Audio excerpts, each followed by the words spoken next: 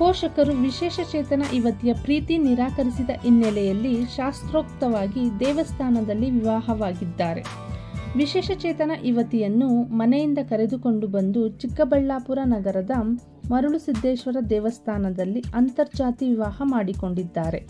ಪೇರೆಸೇಂದ್ರ ಬಳಿಯ ಕೊರೇನಹಳ್ಳಿ ಮೂಲದ ಗೋಪಿ ಹಾಗೂ ಮಂಚೇನಹಳ್ಳಿ ತಾಲೂಕಿನ ದಂಡಿಗಾನಹಳ್ಳಿ ಗ್ರಾಮದ ಪವಿತ್ರ ಸುಮಾರು 6 ತಿಂಗಳಿಂದ ಪ್ರೀತಿ ಮಾಡಿಕೊಂಡಿದ್ದು, ಅದರಂತೆ ಪ್ರೀತಿಯ ವಿಚಾರವನ್ನು ಮನೆಯಲ್ಲಿ ತಿಳಿಸಿದ್ದಾರೆ. ಇದಕ್ಕೆ ಪೋಷಕರು ಒಪ್ಪದ ಕಾರಣ ಸಪ್ತಪದಿ ತುಳಿದಿದ್ದಾರೆ.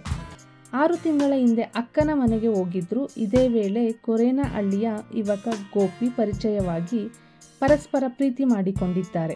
ಇದೇ ವಿಚಾರ ಪೋಷಕರ ಗಮನಕ್ಕೆ ಬಂದಿದ್ದು, ಇಬ್ಬರ ಪ್ರೀತಿಗೆ ಯುವಕನ ಪೋಷಕರು ನಿರಾಕರಿಸಿದ್ದಾರೆ.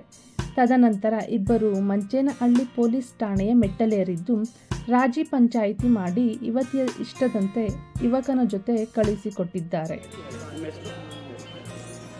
ನನ್ನ ಹೆಸರು ಪವಿತ್ರ ಅಂತ. ಇವರು ಒಂದ್ಸಲ ನಮ್ಮ ಅಕ್ಕ ಊರಿಗೆ ಹೋಗಿದ್ದಾಗ ಅಲ್ಲಿ ದೇವಸ್ಥಾನ ಹತ್ರ ಬಂದಿದ್ದರು. ಸೊ ಇವರು ನೋಡಿದೆ, ಇಷ್ಟ ಆದರು.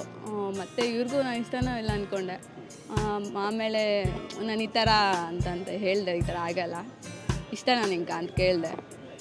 ಈ ಥರ ಇದ್ರೇನಂತೆ, ನೀನು ಒಂದು ಎಣ್ಣೆ ಅಲ್ವಾ, ನಿನಗೂ ಮನಸ್ಸಿದೆ ಅಲ್ಲ ಅಂತ ಹೇಳಿದ್ರು ಅವರು. ಸರಿ, ಹಾಗಾದರೆ ಮನೆಯಲ್ಲಿ ಒಪ್ಸಿ ಮಾಡ್ಕೊಳೋಣ ಅಂತ ಅಂದ್ಕೊಂಡ್ವಿ. ಇವರಪ್ಪ ಅವರು ಒಪ್ಕೊಂಡ್ರು ಫಸ್ಟು. ಮಾಡ್ಕೊಳೋಣ ಬಿಡಮ್ಮ, ಮಾಡಿಸ್ತೀವಿ ಅಂತ ಅಂದರು. ಮತ್ತು ಇವಾಗ ಬರಲಿಲ್ಲ ಅವರಪ್ಪ ಅವರು. ಸ್ವಲ್ಪ ಫೀಲ್ ಆಗ್ತಿದೆ. ಏನು ಮಾಡೋಕ್ಕಾಗುತ್ತೆ? ಕರ್ಕೊಂಬಂದು ಯಾವ ಥರ ಮದುವೆ ಆಗ್ತದೆ ಮತ್ತೆ ನೀವು ಯಾವ ಥರ ಡಿಸಿಷನ್ ತೊಗೊಂಡು ಮದುವೆ ಆಗ್ತೀವಿ?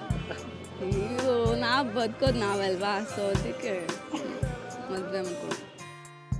ಸಮತಾ ಸೈನಿಕ ದಳದ ರಾಜ್ಯ ಮಹಾಪ್ರಧಾನ ಕಾರ್ಯದರ್ಶಿ GC ವೆಂಕಟರಮಣಪ್ಪ ಗಮನಕ್ಕೆ ತಂದು ಯುವಕ ಯುವತಿಯ ಒಪ್ಪಿಗೆ ಮೇರೆಗೆ ನಗರದ ಮರುಳುಸಿದ್ದೇಶ್ವರ ದೇವಸ್ಥಾನದಲ್ಲಿ ಯುವತಿಯ ಪೋಷಕರ ನೇತೃತ್ವದಲ್ಲಿ ಇಬ್ಬರ ವಿವಾಹ ನೆರವೇರಿಸಿದ್ದಾರೆ. ನಾನು ಹ್ಯಾಂಡಿಕ್ಯಾಪ್ಟ್ ಆಗಿರ್ಬೋದು, ಇನ್ನೊಂದಾಗಿರ್ಬೋದು, ಮನಸ್ಸು ನನಗೆ ಮುಖ್ಯ. ನನಗೆ ದೇಹ ಮುಖ್ಯ ಅಲ್ಲ, ಅವಯವಗಳು ಮುಖ್ಯ ಅಲ್ಲ. ನಾನು ಅವ್ರ ಜೊತೆ ಮದುವೆ ಆಗ್ತೀನಿ ಅಂತ ಹೇಳ್ಬಿಟ್ಟು ಒಂದು ದೊಡ್ಡ ಸಂದೇಶ ಕೊಟ್ಟಿದ್ದಾರೆ ಇವತ್ತು ಒಂದು ಸಮಾಜಕ್ಕೆ. ಇಂಥ ವ್ಯಕ್ತಿಗಳು ನಮಗೆ ಬೇಕಿತ್ತು.